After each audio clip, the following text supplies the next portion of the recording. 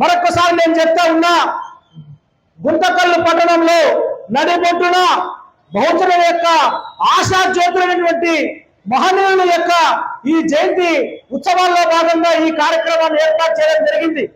మిత్రులారా, మనమంతా కూడా మన చరిత్రలో మన కోసం ఎవరు పనిచేశారో మర్చిపోతా ఉన్నాం. మన కోసం తన జీవితాన్ని ఎవరు త్యాగం చేశారో వాళ్ళు మర్చిపోతా ఉన్నాం. ఎందుకంటే పొద్దున్నే నిద్ర లేసి పేపర్లు చూసినా, టీవీలు చూసినా ఇలాంటి మానవులు మనకు ఎక్కడ కూడా కనపడరు. ఎవరు కనపడతా ఉంటారంటే అసలు మన కోసము పనిచేయనటువంటి వ్యక్తులు, మనకు సంబంధం లేని వ్యక్తులు అనేక రకాలుగా వాళ్ళని పదే పదే పేపర్లలో, టీవీలలో వాళ్ళు చూపిస్తా వాళ్ళ పైన మన కోసం ఏదో పనిచేస్తా ఉన్నట్టు, మన కోసం ఏదో వాళ్ళ జీవితాలను త్యాగం చేస్తున్నట్టు ఈ రాష్ట్రంలో, ఈ దేశంలో ఒక మోసపూరితమైనటువంటి సంఘటనలంతా కూడా జరుగుతూ ఉన్నాయి. నేను ఈ యొక్క బహుజన సంకల్ప సభ అదేవిధంగా మహనీయుల యొక్క జయంతి ఉత్సవాల్లో భాగంగా మీ అందరికీ నేను ఒకటే చెప్తా ఉన్నా, మన కళ్ళ ముందు జరిగే ఈ పేపర్లో, టీవీల్లో వచ్చేది మాత్రం మీరు ఎప్పుడు కూడా ఇదే కరెక్ట్ మీరు ఎప్పుడు కూడా నమ్మద్దు.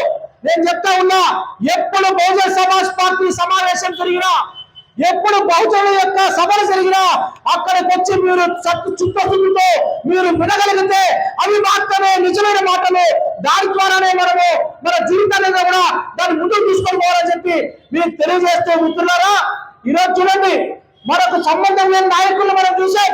కానీ జీవితంలో ఈ రోజు మనం మంచి బట్టలు వేసుకోగలుగుతూ ఉన్నాం, ఒక సభ పెట్టుకోగలుగుతూ ఉన్నాం, ఎంతో కొంత తిండి తినగలుగుతూ ఉన్నాం, మన బిడ్డలకు చదువులు చెప్పించుకోగలుగుతూ ఉన్నాం, ఈ సమాజంలో మనం బ్రతుకుగలుగుతూ ఉన్నామంటే ఈ మహనీయుల యొక్క పుణ్యమే ఈ రోజు మనకి ఈ బుద్ధి, ఈ శక్తి, ఈ సంకల్పం అంతా కూడా వచ్చింది అని చెప్పి మీ అందరి కోసం గుర్తు చేస్తా ఉన్నా. మిత్రులారా, మీకు ఒక మాట చెప్తా ఉన్నా, బాబాసాహెబ్ అంబేద్కర్ ఒక మాట చెప్తాడు. ఏం చెప్పాడంటే, బానిస దగ్గరికి పోయి నువ్వు బానిసవురా చెప్పేంత వరకు ఆయన బానిస ఆయనకు తెలియదు అని చెప్పి బాబాసాహెబ్ అంబేద్కర్ చెప్పినాడు. ఇలాక మిత్రులు కొంతమంది పెద్దలు మనోళ్ళు కొంతమంది చెప్పినారు, నిజంగానే అగ్రకులాలకు సంబంధించిన రాజకీయ పార్టీలు ఉన్నాయి ఈ రాష్ట్రంలో, ఈ దేశంలో. ఆ రాజకీయ పార్టీలో పనిచేసే నాయకులకు నిజంగానే బహుజన వర్గాలు, ఎస్సీ ఎస్టీ బీసీ మైనారిటీ నాయకులకు నిజంగా వాళ్ళకి చెప్తారని తెలియక అక్కడంతా కూడా వాళ్ళు పనిచేస్తా ఉన్నారేమో. కాబట్టి మహాత్మా జ్యోతిబా పులే గారి గురించి ఒక మాట చెప్తా. మహాత్మా జ్యోతిబా పులే ఎవరంటే, మిత్రులారా, అందరూ కూడా సమాజం అంతా ఒకవైపు నడుస్తూ పోతూ ఉంటుంది.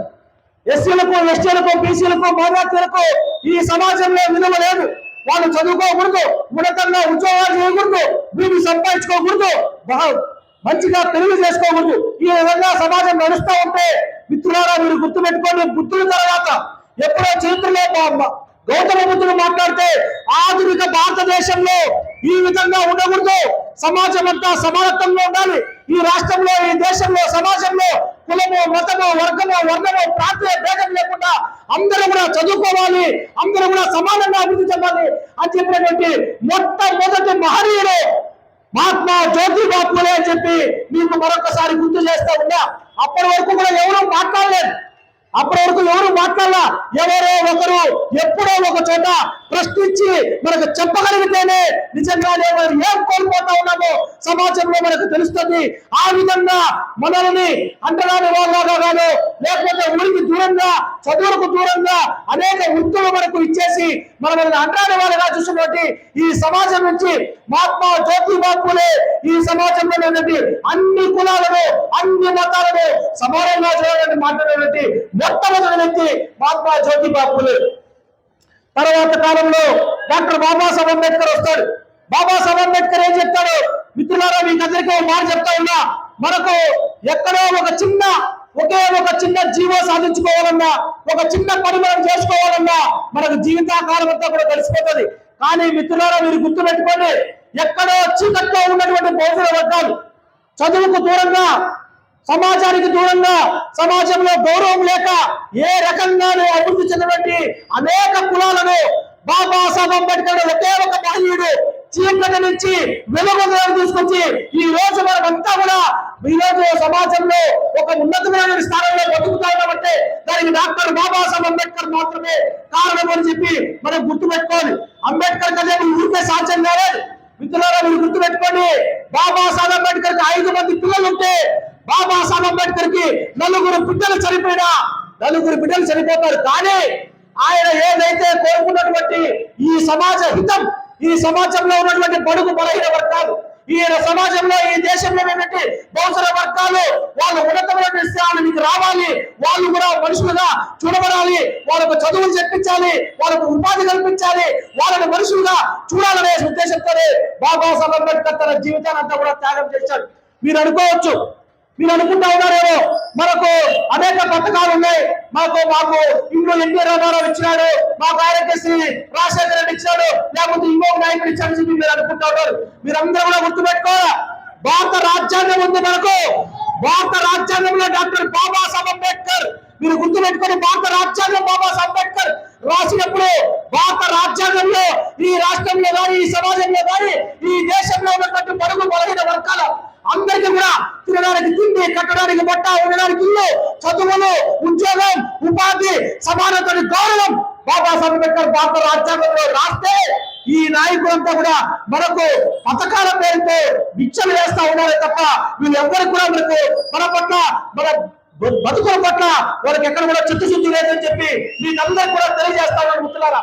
బాబాసాహెబ్ అంబేద్కర్ భారత రాజ్యాంగం రాసే అవకాశం కూడా ఉనికి రాలేదు. బాబాసాహెబ్ అంబేద్కర్ ఉన్నతంగా లండన్ లో చదువుకున్నప్పుడు తన బిడ్డ చనిపోతే కనీసం కనచూపులు కూడా పోకుండా అక్కడ బాబాసాహెబ్ అంబేద్కర్ బిడ్డలను కూడా, కుటుంబాన్ని, భార్యను వాళ్ళందరినీ కూడా త్యాగం చేసి లండన్ లో ఉన్నతమైనటువంటి చదువులు చదువుకొని ఈ దేశానికి వచ్చి బాబాసాహెబ్ అంబేద్కర్ ఒక్కడే ఈ దేశంలో భారత రాజ్యాంగం రాయగలుగుతారని చెప్పి ఆయన నిరూపించుకొని భారత రాజ్యాంగంలో మనకు సర్వ హక్కులు కల్పించినాడు మిత్రులారా. అది డాక్టర్ బిఆర్ అంబేద్కర్. మనమంతా కూడా ఓట్లు వేస్తా ఉన్నాం, 5 సంవత్సరాలకు ఒకసారి ఓట్లు వేస్తా ఉన్నాం. ఓటు మనకు ఊరికే రాలేదు.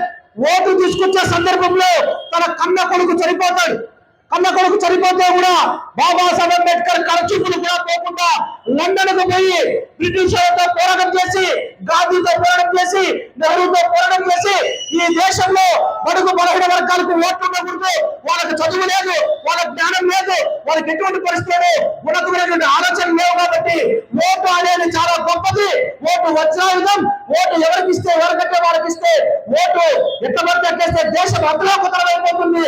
కాబట్టి ఎవరికి ఎస్సీలకు, ఎస్టీలకు, బీసీలకు ఈ దేశంలో ఓట్లు ఉండకూడదు, కేవలం అగ్ర కులాలకు మాత్రమే, భూస్వాములకు మాత్రమే ఓట్లు ఉండాలని చెప్పి గాంధీ మాట్లాడితే బాబాసాహెబ్ అంబేద్కర్ బ్రిటిషర్తో మాట చెప్తారు, సార్ ఈ దేశంలో ఓటు అనే వజ్రాయుధాన్ని మా కులాలనేంటి, మాల, మాదిగ, ఎరుకుల, ఏడాది, సుగాలి, సాకరి, మంగళి, కమ్మరి, కుమ్మరి, గాడ్ల, బోయ ఇలా కులాంతకం లేకుండా అన్ని కులాలకు, అన్ని మతాలకు అందరికీ కూడా ఓటు అనేది ఉంటే, ఆ ఓటు అనేది ఉంటే మా ఇంటి దగ్గరకు వస్తారు, మా కాలనీలోకి వస్తారు, మా బతుకుల గురించి మాట్లాడతారు. ఎలక్షన్ వచ్చినప్పుడు మా దగ్గర కొంచెం ఓట్లు ఏమైనా అడుక్కునే అవకాశం వచ్చినప్పుడు మాకు ఇవన్నీ కూడా సమస్యలు ఉన్నాయి, మా బాధలు ఉన్నాయి, కాబట్టి మాకు ఓట్లు వేస్తే మీరు గెలిపించాలంటే మాకు ఈ సమస్యలు తీర్చాలని చెప్పి మా ఇళ్ళ కాడికి వస్తారు సార్. లేకపోతే అగ్ర కులాలు ఓట్లు వేసుకుని వాళ్ళకి అధికారంలోకి వచ్చి మమ్మల్ని కనీసం మనుషులుగా కూడా ఈ దేశంలో చూడరు. కాబట్టి మాకందరికీ కూడా ఓట్లు కావాలని చెప్పి అడగాలని చెప్పి అంబేద్కర్ లండన్ పోయే సందర్భంలో తన కన్నబిడ్డ చనిపోయినా కూడా చివరి చూపులు కూడా పోలేదు.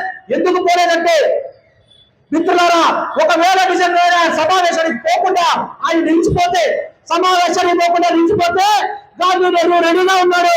ఎందుకు రెడీ ఉన్నారంటే దళితులకు, బహుజన వర్గాలకి ఓట్లు ఇవ్వకూడదు అని. అదే బాబాసాహెబ్ అంబేద్కర్ దృఢ సంకల్పంతో కన్నీళ్లు రాచుకుంటా, ఏడ్చుకుంటా, బాధపడతా బ్యాగ్ ఎత్తుకొని లండన్ పోయి మీకు ఓటు తీసుకొచ్చాడు. That is Babasaheb Ambedkar. That is Babasaheb Ambedkar. మనము ఓటు తీసుకొచ్చే సందర్భంలో కూడా అంబేద్కర్ ఏం చెప్తాడంటే ఒకే మాట చెప్తాడు, ఓ నా దేశ ప్రజలారా, మీ గోడల పైన రాసుకోండి, బహుజన వర్గాల ప్రజలారా మీ గోడల పైన రాసుకోండి, ఈ దేశానికి కూడా పాలకులు కాబోతా ఉన్నారు, మీకు ఓటనే వచ్చినా కానీ మీ చేతికి ఇస్తా ఉన్నా, మీరు ఓట్ చేసుకొని మీరు అధికారంలోకి వచ్చి బాబాసాహెబ్ అంబేద్కర్ చెప్పిన ఒకే ఒక మాట ఏంటంటే పొలిటికల్ పవర్ మాస్టర్ కి టూ విచ్ ఓపెన్ రాజ్యాధికారం అనే తాళంతో ఏ దగ్గర ఉంటే నువ్వు ఏ గదిలో తెరవచ్చు అప్పుడు బిఆర్ అంబేద్కర్ చెప్పినారు. మిత్రులారా, బాబాసాహెబ్ అంబేద్కర్ బిడ్డను పోగొట్టుకున్నాడు, రాజ్యాంగం రాశాడు. తన బిడ్డ చనిపోతే ఖర్చు పురుగు పోకుండా ఓటు తీసుకొచ్చినాడు. భారత రాజ్యాంగం అమల్లోకి వచ్చింది. 78 సంవత్సరాల స్వతంత్ర భారతదేశం. ఎన్ని సంవత్సరాల స్వతంత్ర భారతదేశం? 78 సంవత్సరాల స్వతంత్ర భారతదేశం. భారత రాజ్యాంగం ఎక్కడైనా అమలైందా? అమలు చేసే చోట ఎవరున్నారు? అమలు చేసే చోట ఈ దోపిడీ కులాలకు సంబంధించిన అగ్రవర్ణాలు కూర్చొని భారత రాజ్యాంగాన్ని అమలు చేయకుండా కేవలం వాళ్ళ కులాలను మాత్రమే అభివృద్ధి చేసుకుంటా ఈ కులాలు పనిచేస్తూ ఉన్నాయి. కాబట్టి మిత్రులారా, 78 సంవత్సరాల స్వతంత్ర భారతదేశంలో నేటికి బహుజన వర్గాలైనటువంటి ఎస్సీ, ఎస్టీ, బీసీ, మైనారిటీ వర్గాలు కూటి కోసం, గుడ్డ కోసం, విద్య కోసం, వైద్యం కోసం, ఉపాధి కోసం మనమంతా కూడా ఈ రోజు చేయి చాచే పరిస్థితిలో మనమంతా కూడా ఉన్నాం. బాబాసాహెబ్ అంబేద్కర్ ఓటనే వజ్రాయుధాన్ని మీ చేతికి ఇస్తే మనం ఏం చేస్తా ఉన్నామంటే 5 సంవత్సరాలకు వచ్చే ఎలక్షన్లలో మనం ఏం చేస్తా ఉన్నాం? 5 సంవత్సరాలకు వచ్చే ఎలక్షన్లలో మనం ఏం చేస్తా ఉన్నామంటే 5 సంవత్సరాలకు వచ్చే ఎలక్షన్లలో అగ్ర కులాల ఇళ్లలోకి జెండాలు మార్చుకొని, కేవలం జెండాలు మార్చుకొని అగ్ర కులాల ఇళ్లలోకి అధికారం పోతా ఉంది. పథకాల పేర్లు మార్చుకొని మన బహుజన జాతుల ఇళ్లలోకి వస్తా ఉన్నాయి. వాళ్ళకేమో అధికారం పోతా ఉంది, మనకేమో పథకాలు మాత్రమే వస్తా ఉన్నాయి. మీరందరూ కూడా మీ గుండెల మీద చేసుకొని మీరు ఒక్కసారి ఆలోచించుకోండి. మీ అందరూ కూడా గుండెల మీద చేసుకొని మీరు ఆలోచించుకోండి. మనమే ఈ రాష్ట్రంలో కమ్మారెడ్లు పుట్టినట్టే, అగ్రకులాలు పుట్టినట్టే మిగతా అన్ని కులాలు కూడా పుట్టాయి. వాళ్ళకున్నది మనకున్న తేడా ఏంటంటే వాళ్ళకు ఒకే ఒకటి ఉంది, వాళ్ళకు ఓటు చెట్టుని ఉంది. ఈ రాష్ట్రంలో రెడ్లు కేవలం 5% మాత్రమే ఉన్నారు. ఈ రాష్ట్రంలో కేవలం 3% మాత్రమే కమ్మలు ఉన్నారు. 5% రెడ్లు ఈ రాష్ట్రాన్ని 40 సంవత్సరాలు పరిపాలన చేసినారు. 3% కమ్మలు ఈ రాష్ట్రాన్ని 25 సంవత్సరాలు పరిపాలన చేస్తారు. ఈ రోజు కూడా పరిపాలన చేస్తూ ఉన్నారు. మనకు రాయలసీమ జిల్లాలో ఒక సామెత ఉంటుంది, పెట్టేవాడు మనవాడైతే కడబంతలో కూర్చున్నా కడుపు నిండా అన్నం పెడతారు రాదు. మనకు స్వతంత్రం వచ్చినప్పటి నుంచి కూడా పెట్టేవాడు మనవాడు ఈ రాష్ట్రంలో, ఈ దేశంలో కాదు. కాబట్టి మనకు కడుపు నిండా భోజనం దొరకడం లేదు. కానీ కమ్మారెడ్లు కేవలం 3% కమ్మలు కానీ 5% రెడ్లు కానీ భూములంతా వాళ్ళ చేతుల్లో అనేదాకా మా శ్రీరాముడు చెప్పాడు. ప్రైవేట్ హాస్పిటళ్లు, స్కూళ్లు, కాలేజీలు, కాంట్రాక్టర్లు, అన్ని రకాల బంగ్లాలు, కళ్యాణ మండపాలు, పెద్ద పెద్ద బిల్డింగ్లు అంతా కూడా కమ్మారెడ్లు మాత్రమే దగ్గర ఉన్నాయి. ఆర్థికంగా వాళ్ళు చాలా బలంగా ఉన్నారు, మనం ఆర్థికంగా చాలా బలహీనంగా ఉన్నాం. మనం నిజంగానే మన ఇళ్లలో పెళ్లి చేయాలంటే అప్పు చేస్తా ఉన్నాం, మన బిడ్డ కొల్లు వాడాలంటే అప్పు చేస్తా ఉన్నాం, మనకేమన్నా ఇల్లు కట్టాలంటే అప్పు చేస్తా ఉన్నాం, బిడ్డ చదువులకు అప్పులు చేస్తా ఉన్నాం.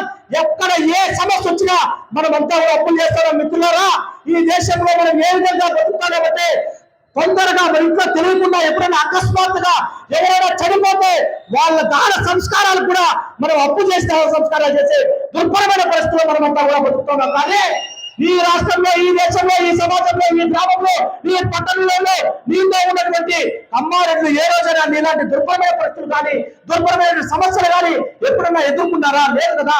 వాళ్ళు కూడా మనలాగానే పుట్టారు, వాళ్ళు కూడా తల్లి గర్భం నుంచి పుట్టారు, మనం కూడా తల్లి గర్భం నుంచి పుట్టారు. వాళ్ళలో రక్త మాంసాలు ఉన్నాయి, మనలో కూడా రక్త మాంసాలే ఉన్నాయి. కానీ వాళ్ళకున్నది మనకు లేదు. ఎందుకు? ఈ రోజు మనం చచ్చిపోతే వేసుకోవడానికి 6 అడుగుల జాగా లేదు, మన దగ్గర భూములు లేవు, మన దగ్గర 6 అడుగుల జాగా లేదు, మనకు సరైనటువంటి శ్మశాన వాటికలు లేవు. వాళ్ళకు మాత్రం వందల వేల లక్షల ఎకరాల భూములంతా కూడా వాళ్ళ చేతుల్లో ఉన్నాయి. ఈ రాజకీయ పార్టీలు నాకు మా మిత్రుడు చెప్పినట్టు 2 కులాలు మాత్రమే ఈ రాష్ట్రాన్ని పట్టి పీడిస్తూ ఉన్నాయి. 2 కులాలు, 2 కుటుంబాలు. కమ్మారెడ్లు వైఎస్ఆర్ కుటుంబం, రామారావు గారి కుటుంబం. ఈ 2 కులాలు, 2 కుటుంబాలు మాత్రమే మనం పట్టి విడుస్తూ ఉన్నాయి. ఈ రాష్ట్రంలో మీరు చూసుకోండి, వాళ్ళ చేతుల్లో మాత్రమే రాజకీయ పార్టీలను వాళ్ళ చేతుల్లో పెట్టుకుని ఈ రాష్ట్రంలో నిజంగానే ఈ రాజకీయ పార్టీ నాయకులకి గతంలో పనిచేసిన కాంగ్రెస్ పార్టీ నాయకులు కావచ్చు, నిన్న పనిచేసిన జగన్మోహన్ రెడ్డి కావచ్చు, ఈ రోజు పనిచేసే చంద్రబాబు గారు కావచ్చు, నిజంగానే ఈ బహుజన వర్గాల పట్ల వాళ్ళకు చిత్తశుద్ధి ఉంటే వీళ్ళు అభివృద్ధి జరగాలా, వీళ్ళ బిడ్డలు కూడా బాగుండాలా, వీళ్ళు ఇల్లు బాగుండాలా, నాతో సమానంగా ఉండాలని చెప్పి వాళ్ళకు నిజంగానే చిత్తశుద్ధి ఉంటే ఈ రాష్ట్రంలో ఏ రోజైనా ఒక్క ఎకరం భూమి ఒక కుటుంబానికి పంచిన చరిత్ర ఈ రాజకీయ పార్టీ నాయకులు ఏ రోజైనా ఉందా అని చెప్పి నేను ఈ సందర్భంగా అడుగుతా ఉన్నా. ఈ 2 కులాలకు 2 పార్టీలను కూడా మిత్రులారా, భూమి వాళ్ళ చేతుల్లో లేదు, వాళ్ళ చేతుల్లో భూమి ఉంది, మన చేతుల్లో భూమి లేదు. వాళ్ళ చేతుల్లో అధికారం ఉంది, మన చేతుల్లో అధికారం లేదు. వాళ్ళ చేతుల్లో ఆర్థిక రంగాలు అన్నీ వాళ్ళ చేతుల్లో ఉన్నాయి, మన చేతుల్లో లేదు. కానీ దౌర్భాగ్యమైన పరిస్థితి ఏంటంటే వాళ్ళు కేవలం ఈ రాష్ట్రంలో 8 నుంచి 10% మాత్రమే ఉన్నారు.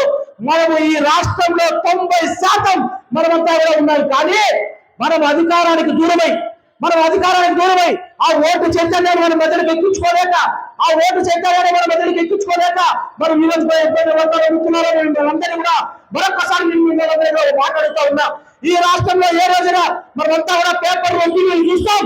పేపర్లో టీవీలో ఏ రోజైనా కమ్మారెడ్డి పడి దాడులు మిగిలాయి, కమ్మారెడ్డిలో వాళ్ళకి ఇబ్బందులు అని చెప్పి రోడ్డు మీద నుంచి ధర్నాలు చేస్తారు, వాళ్ళు రాష్ట్రాలు చేస్తారు, వాళ్ళ బిడ్డలకు చదువులు లేవట, వాళ్ళకి ఇల్లు లేవట, వాళ్ళకు సరైన వసతులు లేవని ఈ రోజు ఈ రాష్ట్రంలో ఏ కమ్మారెడ్డి సంవత్సరం కుటుంబమైనా రోడ్డు మీద వచ్చి ధర్నాలు చేసి జరుగుతుందా? కానీ మనం అనేక రకాలైన హక్కుల కోసం మాకు ఆ బాధలు ఉన్నాయి, నాకు ఈ సమస్యలు ఉన్నాయి, మాకు ఆ పథకాలు కావాలి, ఈ పథకాలు కావాలి, ఎప్పుడు రోడ్డు మీద నుంచి ధర్నాలు చేస్తున్నాం.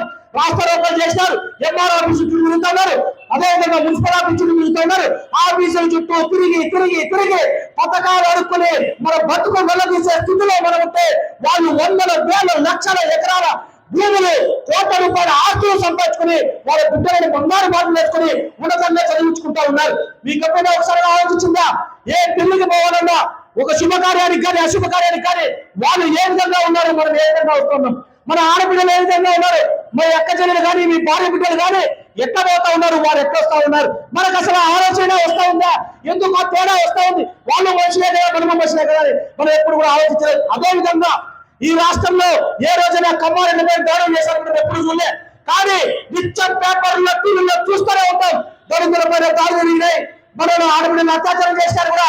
ఎవరు కూడా మన ఆడబిడ్డలకు అత్యాచారం చేసినా ఈ రాష్ట్రంలో మన గౌరవం లేదు, ఈ దేశంలో మన గౌరవం లేదు. బాబాసాహెబ్ అంబేద్కర్ చెప్పినట్టు ఆత్మగౌరవంతో బతకాలంటే నీ ఓటును ఎప్పుడైతే వేసుకోగలుగుతావో నీకు అప్పుడు మాత్రమే గౌరవం ఉంటుందని చెప్పి డాక్టర్ బిఆర్ అంబేద్కర్ చెప్పినారు. మన పైన దాడులు జరుగుతున్నాయి, మన కొడతా ఉన్నారు, చంపేస్తా ఉన్నారు, ఆడబిడ్డల పైన అత్యాచారం చేస్తున్నారు. జగన్మోహన్ రెడ్డి తప్పు కాదు, చంద్రబాబు నాయుడు తప్పు కాదు. గతంలో చంద్రబాబు చేశాడు, మళ్ళా జగన్మోహన్ రెడ్డి చేశాడు. చంద్రబాబు మీద కోపంతో జగన్మోహన్ రెడ్డికి వేస్తాం, జగన్మోహన్ మీద కోపంతో చంద్రబాబుకి వేస్తాం. ఈ ఇద్దరు మాత్రం అధికారంలో లేనప్పుడు, ప్రతిపక్షంలో ఉన్నప్పుడు నా ఎస్సీలు, నా ఎస్టీలు, నా బీసీలు, నా మైనార్టీలు అని మాట్లాడుతూ ఉంటారు జగన్మోహన్ రెడ్డి. బీసీలతోనే ఈ పార్టీ నిర్మాణం చేశాను మాట్లాడుతూ ఉంటారు చంద్రబాబు నాయుడు. నిజంగానే నీకు చిత్తశుద్ధి ఒక్కసారైనా ఆ ముఖ్యమంత్రి పదవి బీసీలకో, ఎస్సీలకో, ఎస్టీలకో, మైనార్టీలకో నేను ఎందుకు ఇవ్వలేదు అని చెప్పి నేను అడుగుతా ఉన్నా. అధికారం మాత్రం వాళ్ళ చేతుల్లో ఉండగా, నామినేటెడ్ పదవంతా వాళ్ళ చేతుల్లో ఉండగా. గతంలో జగన్మోహన్ రెడ్డి లిక్కర్ల స్కామ్ లో కోట్ల రూపాయలు దోచేశాడు, ఇసుకలో కోట్ల రూపాయలు దోచేశాడు. ఈరోజు చంద్రబాబు ఏం చేస్తున్నాడు? అమరావతిలో లక్షల కోట్ల రూపాయలు దోచేసి వాళ్ళ కులాలకు పంచి పెడతా ఉన్నాడు. వాళ్ళ కులాలకి ఆ పరిశ్రమలు ఏర్పాటు చేసుకునే అవకాశం ఇస్తా ఉన్నాడు, కాంట్రాక్ట్ ఇస్తా ఉన్నాడు. వాళ్ళకి చిత్తశుద్ధి ఉంటే నిజంగానే ఈ రాష్ట్రంలో ఒక పరిశ్రమ ఇంటికి ఒక పారిశ్రామికవేత్త కావాలని మాట్లాడతారు చంద్రబాబు. ఆయనకి చిత్తశుద్ధి ఉంటే నిజంగానే పారిశ్రామికవేత్తల మన నుంచి తయారు కావాలని చెప్పి అనుకుని ఉంటే ఈ యొక్క పారిశ్రామికవేత్తలను మన ఇంటికి ఒకరిని తయారు చేసే అవకాశం ఉన్నప్పటికీ కూడా కేవలం పేపర్లలో, టీవీలలో, ఆ పేపర్లలో మాత్రమే మనకు సంబంధించినవన్నీ కనబడతాయి. నిజంగా కార్యరూపానికి వస్తే నువ్వు పోయి ఒక 5 లక్షల రూపాయలు లోన్ తీసుకొని రాబో నేను చెప్తా ఉన్నా. ఏ బ్యాంకుకైనా ఇప్పుడు మాకు 10 లక్షల రూపాయలు లోన్ అంటే అసలు నేను కేర్ చేసేవాడు ఉన్నాడు. అదే కమ్మారెడ్డి పోతే 100 కాదు, 1000 కాదు, లక్షల కోట్ల రూపాయల బ్యాంకులో ఇస్తారు కూడా వాళ్ళంతా. ఏమంటే ఎస్సీ ఎస్టీ బీసీలు సరిగా కట్టాలి. నేను చెప్తా ఉన్నా, ఎస్సీ ఎస్టీ బీసీ మైనారిటీలు కాదు కట్టాలి. ఈ దేశంలో ఒకసారి అవినీతి పనుల జాబితా తీయండి. లండన్ కి, అమెరికాకి పాల్పడినటువంటి ఆ పారిశ్రామికవేత్తల్లో ఒక్క ఎస్సీ, ఒక ఎస్టీ, ఒక బీసీ మైనారిటీగా ఉన్నారా? అంతా కూడా సంబంధించిన వాళ్ళే ఉన్నారు. మిత్రులారా, ఈ విధంగా మనం అనేక రకాలుగా మధ్యపెడతా ఉన్నారు. మనం ఆర్థికంగా బలంగా లేదు, ఆర్థికంగా మనం బలపడాలి. మన బిడ్డలకు మంచి భవిష్యత్తు కావాలి, మన బిడ్డలకు మంచి చదువులు కావాలి, మన బిడ్డలకు మన మంచి ఇంట్లో మనం కూడా మంచి ఇంట్లో ఉండాలి, మన భార్య బిడ్డలు కూడా సంతోషంగా ఉండగలగాలి, మన చేతుల్లో భూములు ఉండాలి, మన చేతుల్లో నిజంగానే మన బిడ్డలకు మంచి బంగారు ఉండాలి, మనం సంతోషంగా ఉండాలంటే మీ దగ్గర ఉన్నటువంటి ఒకే ఒక ఆయుధం. నేను మళ్ళీ చెప్తా ఉన్నా, బాబాసాహెబ్ అంబేద్కర్ తన బిడ్డల పరంగా తెచ్చినట్టు ఓటు అనేదాన్ని ఎప్పుడైతే ఏమి గుర్తుకో బహుజన్ సమాజ్ పార్టీకి నువ్వు ఓటేస్తావో అప్పుడు మాత్రమే నీ బిడ్డ భవిష్యత్తు, నీ కుటుంబం మారుతుంది తప్ప మనం ఎన్ని రకాలుగా మనం ఎన్ని మాట్లాడుకున్నా మన బతుకులు మారే అవకాశం లేదు. మీరు గుర్తుపెట్టుకోండి మిత్రులారా, ఈ రాష్ట్రం కాదు, ఉత్తరప్రదేశ్ లో బేట్ కుమారి మాయావతి గారు ముఖ్యమంత్రి అయితే కేవలం 6 నెలల్లో, ఒకే ఒక 6 నెలల్లో 17 లక్షల ఎకరాల భూమి వచ్చిన ఘనత బేట్ కుమారి మాయావతి గారు అని చెప్పి మేము తెలియజేస్తా ఉన్నా. భూమి వచ్చింది, ఉద్యోగాలు ఇచ్చింది, అవకాశాలు కల్పించింది, కాంట్రాక్టులుగా తయారు చేసింది. ఎందుకో అక్కడ పెట్టే ఆమె మన ఆమె కాబట్టి మనకు అవకాశాలు కల్పించింది. ఇక్కడ ఈ రాష్ట్రంలో కమ్మారెడ్లు ఈ రాష్ట్రంలో ఉన్నటువంటి అధికారాన్ని వాళ్ళ చేతుల్లో పెట్టుకుని అన్ని రంగాలను వాళ్ళ చేతుల్లో పెట్టుకుని మనల్ని పులికి లేకుండా మిత్రులారా కొంత బాబాసాహెబ్ అంబేద్కర్ దయ వల్ల ఏదో మాలాంటి వాళ్ళు కొంత మన నాన్నగారు వాళ్ళ ఉద్యోగాలు చేస్తా ఎంతో కొంత మంచి జీవితం అయితే గడుపుతారని. కానీ మిత్రులారా మీరందరూ కూడా ఒకసారి గుర్తు పెట్టుకుని వేదిక నాయకులు కూడా చెప్తా ఉన్నా, గ్రామాలకు వెళ్ళండి. గ్రామాల్లో ఎస్సీ కాలనీలు, ఎస్టీ కాలనీలు, బీసీ కాలనీలు చూస్తే కడుపు తరుక్కుపోతుంది బాధతో.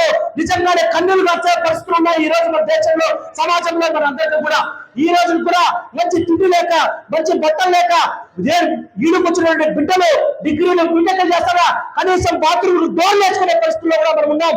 కానీ చంద్రబాబు నాయుడు ఒక ఇల్లు కడతామని ఈరోజు అమరావతిలో 500 కోట్ల రూపాయల ఇల్లు కడతామని చంద్రబాబు నాయుడు. జగన్మోహన్ రెడ్డి బెంగళూరులో ఒక ప్యాలెస్ ఉంది ఆయనకు, 247 గదులు ప్యాలెస్ ఉంది ఆయనకంతా కూడా.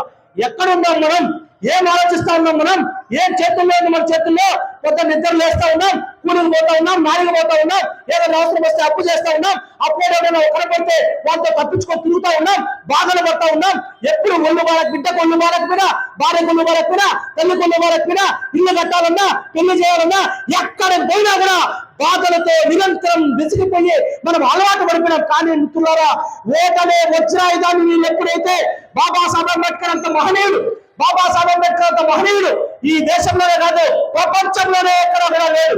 అలాంటి మహనీయుడు చెప్పిన మాట, ఓ నా ప్రజలారా మీ సమస్యలకు, మీ బాధలకు, మీ దుఃఖాలకు, ఈ దేశంలో నేను పడుతున్న సర్వ సమస్యలకు ఒకే ఒక్క పరిష్కారం, అదే రాజ్యాధికారం. ఆ రాజ్యాధికారం కోసమే నేను ఓటనే వజ్రాయుధాన్ని మీ చేతిలో పెడతా ఉన్నా. ఆ ఓటనే వజ్రాయుధం ముఖ్యమంత్రి వేసినా, ప్రధానమంత్రి వేసినా, రాష్ట్రపతి వేసినా, రాళ్ళు ముట్టుకుని వేసినా, రిక్షా దక్కులు వేసినా, కూలీ పని చేసినా ఒక్క ఓటే ఉంటుంది. అదంతా కూడా సమానమే. కాబట్టి ఓటనే వజ్రాయుధాన్ని మనం నిజంగానే ఆత్మగౌరవంతో ఇప్పటికైనా మనం ఆలోచించాలి. ఎన్నో రకాలుగా బతికేస్తా ఉన్నాం.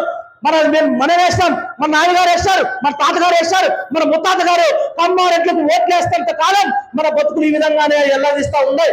మీరు ఆలోచించండి. నిజంగానే ఓటనే వజ్రాయుధాన్ని మనం ఓటేసుకుని మనం రాజులు కావాలో బాబాసాహెబ్ అంబేద్కర్ చెప్తాడు.